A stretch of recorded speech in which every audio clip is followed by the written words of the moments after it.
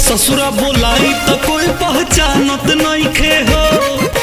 यारवा के ससुरा बोलाई तो कोई पहचानत नइखे हो, कोई पहचानत नइखे हो।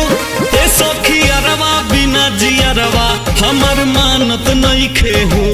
ए सखी यारवा बिना जियरवा हमर मानत नइखे हो।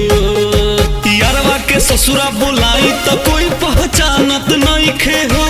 ए सखी यारवा बिना जियरवा हमर मानत नइखे हो। ए सखी यारवा बिना जियरवा हमर मानत नइखे हो।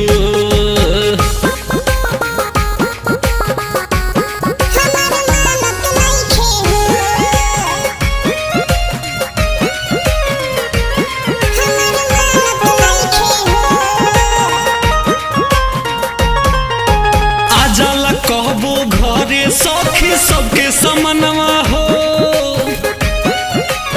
ओहो आजाला कहबो घरे सखी सबके समनवा हो। ए सखी सबके समनवा हो। हमरा से सहटी के बतियावे पियवा जानत नइखे हो। ए सखी यारवा बिना जियरवा हमर मानत नइखे हो। ए सखी यारवा बिना जियरवा हमर मानत नइखे हो। हमर मानत नइखे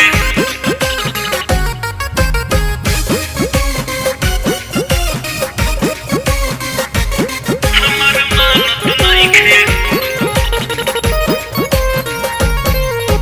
साचो कहेला जानू तोहसे करीला प्यारवा हो।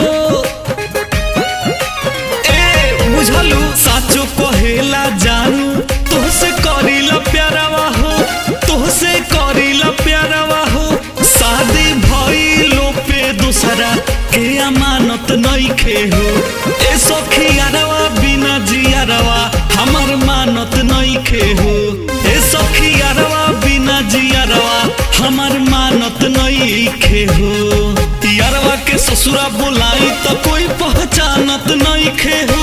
ए सखी यारवा बिना जियरवा हमर मानत नइखे हो। ए सखी यारवा बिना जियरवा हमर मानत नइखे हो।